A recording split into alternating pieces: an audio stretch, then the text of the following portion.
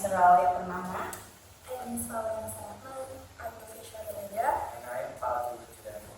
Okay, the first material will be explained by you. Okay, thank you for the time. Yana. Okay, What is redundancy in linguistics? Redundancy in language structure refers to the use of words or phrases that are unnecessary or ineffective in communication. In syntax, redundancy can be the use of words that have the or similar meaning, that have the same or similar meaning. Use AD, no useful information to the sentence. Okay, for the example, I'm going to go to the store because I'm going to the store because going to go is redundancy words. The new employee who is very experienced will be in charge of the project. The new employee will be in charge of the project because who is very experienced is redundancy words. Okay, for the next material will be presented by Nisha. Okay, thank you. The next material is about types of redundancy. There are 5 types of redundancy. The first one is tautology. This type of redundancy involves using 2 or more words that have the same or very similar meanings. For the example is, I saw it with my own eyes. Saw and eyes convey the same meaning. The baby is a little infant. Baby and infant mean the same thing, and I'm going to a scan upwards. A scan and upwards have the same meaning. The second one is pleonasm. This type of redundancy involves using a phrase that contains a word that is already implied by another word in the phrase. For example, advanced learning. Advanced implies a learning. ATM machine. ATM stands for automatic teller machine. And PIN number PIN stands for personal identification number. The third one is superfluous intensifiers.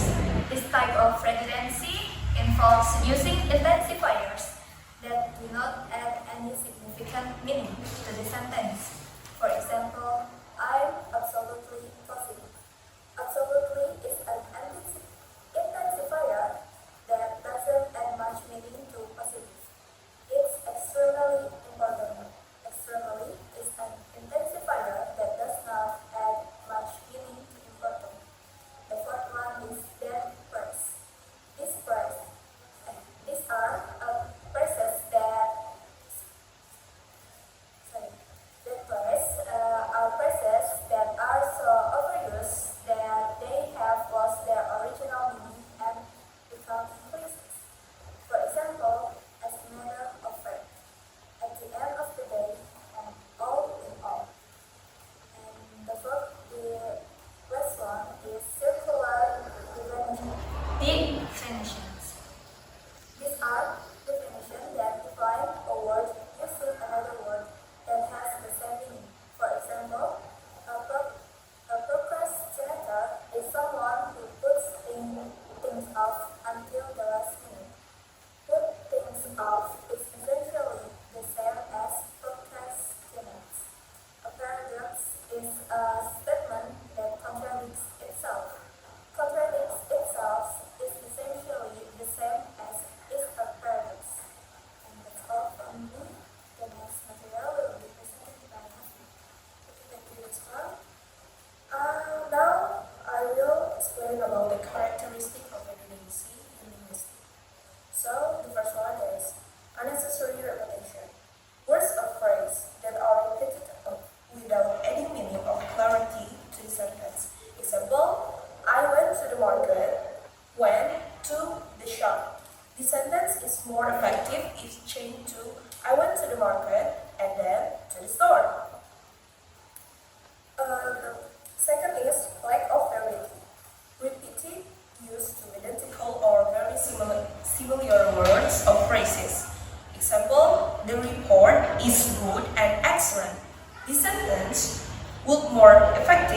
change to the report is good and satisfactory. The third one is overuse. Excessive repetition that make the text monotonous and boring for the reader. Example, it is important to pay great attention to safety when crossing the street. This sentence is more effective. It changes to, it is important to pay attention to safety when crossing the street. In addition to the three characteristics above, redundancy can also be distinguished in other forms such as use of unnecessary words. I want to say that I want to go. Use the please phrase in the end time of the sentence. Use of convoluted sentence structures.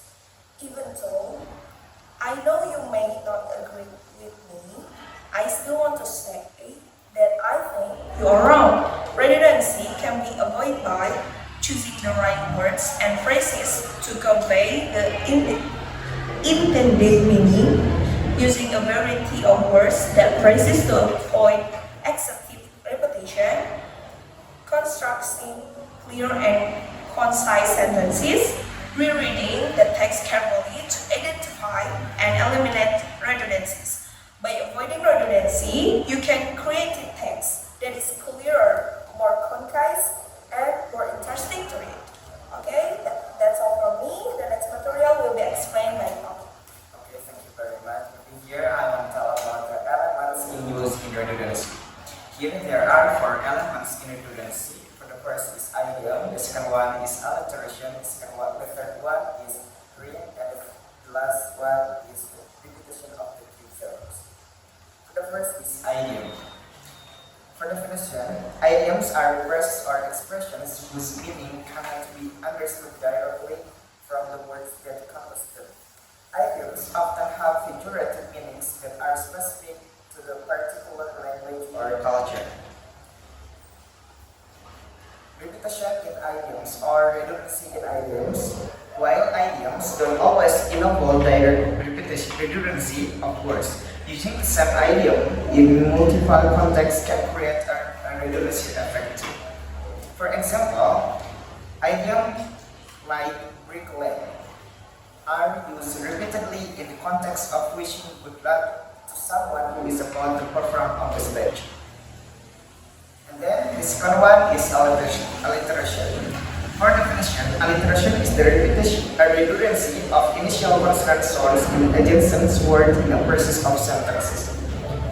The function of it, alliteration is often used in poetry, prose, and other styling language to create rhythm, musicality, and reinforce the memory of the listener or reader. For example of alliteration, silly snakes slithered silently is an example of alliteration where the sound is repeated at the beginning of each word. This redundancy creates a sound effect, the mimics the hissing of snake, adding gift of meaning and imagery. And the third one is rhyme. For the definition of it, rhyme is the redundancy is similar sounds, usually at the end of the words, which is commonly used in poetry or songs. And then, the function of rhyme. Rhyme helps create structure, rhyme, and aesthetics or literary works. It also facilitates memory and gives pleasure to reading of listening. For example, the words cat and hat are example of rhyme because the final "at" sound is repeated. In the context of poetry, this rhyme can help tie the lines together into a harmonious rule. And the last one is repetition of the key terms. The definition of it, repetition of key term is rhetorical strategy in which an important word or phrase is repeated to imply significance in the text or speech. The function of repetition of the key terms. This technique is used to ensure that the audience understands and remembers that the main point or concept being conveyed. Repetition also creates cohesion and focus into the text. For example, In a speech or essay, repetition of the terms like freedom, justice, or change can help in emphasizing the central. And for example, again, in Martin Luther King's Have a Dream, it's like the speech to praise I have a dream is repeated several times to emphasize in linguistics is a powerful to for creating emotional effects. Maybe that's all from me. I will get to the moderator. So, in conclusion, paradoxes involve one size with important information to help discuss points and ensure better understanding from the reader or listener. Evidence can help create complex information by using different words or phrases to communicate the same idea. Style, evidence can be used to create more interesting and persuasive style of writing or speech. Emphasis, evidence can be used to emphasize important words and ensure better understanding for reader or listener. Level emotional effect, evidence can be used to create certain emotional effects such as a sense of urgency or fire or fear. Redundancy in case can produce several results, namely better understanding the original meaning, better understanding information that is needed, as they have the opportunity to process it more than once. Stronger emphasis, when employment are repeated, stand out more and be remembered by the reader or listener. More engaging style, writing or speech that use redundancy in an effective way may be more interesting and easy to understand. Stronger emotional effect. Careful use of redundancy can create a strong emotional effect on the reader or listener. That's all the discussion of redundancy material from us. Thank you for your attention. Please avoid the share any shortcoming. Wassalamualaikum warahmatullahi wabarakatuh. Waalaikumsalam.